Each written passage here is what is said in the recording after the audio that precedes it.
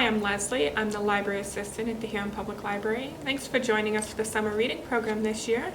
We're going to do week 1 of the reading program crafts today, the wind chime. Alright, you're going to grab your envelope that says week 1, and we'll take a look at what's inside.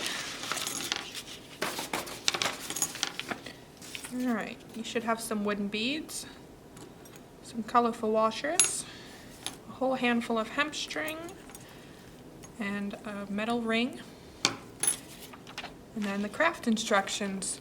You shouldn't need anything from home for this.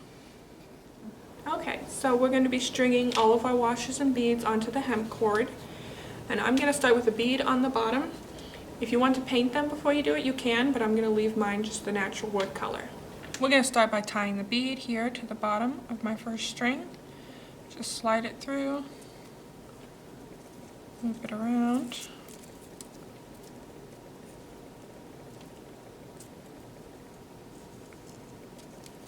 I would suggest, since this is the bottom and you want it to hold on pretty sturdy in the wind, just double knot that.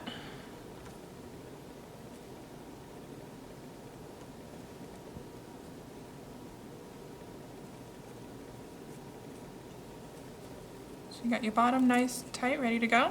So now that we have the bottom piece tied on, we're going to string some more washers and beads onto this. I'm going to do only 3 items per string. So I'm going to have some leftover washers and beads, but you can put on as many as you want. Just remember you've got 6 total.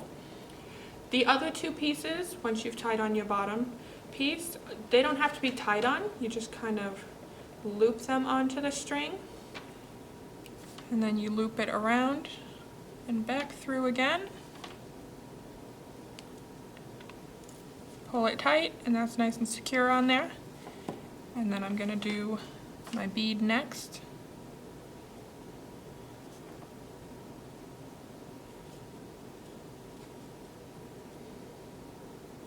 If it gets caught inside the bead, just pull it out and straighten it a bit. Try again.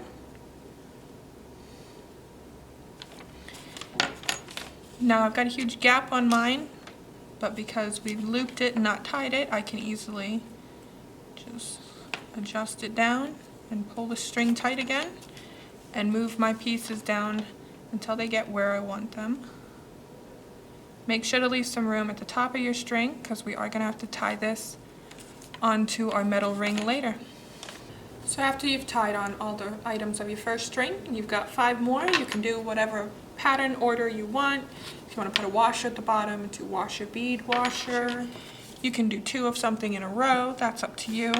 I had some extra stuff that I didn't use, but you can put them all on if you want. That's up to you. Pattern, color, whatever you want.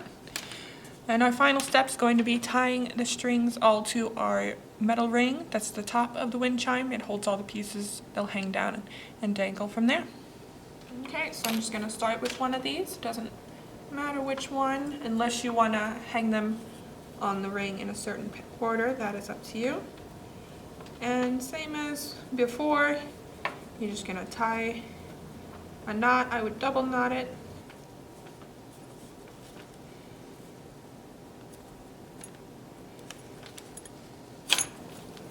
So once you've finished tying them all off, then it's just a matter of adjusting.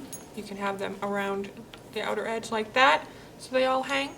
If you want to, you could also turn it and have them all hang that way and do a wind chime, adjusting again wherever you want them to be. So once you've got them all tied on, then you're all done with your wind chime here. And we thank you so much for joining us this week as we made this lovely craft. We hope that you'll share your pictures with us. We'd love to see them. You can share them on Facebook through the Kids Corner Facebook page or to the Children's Librarian's email. And we hope that you'll join us next week for the treasure chest craft. See you guys later.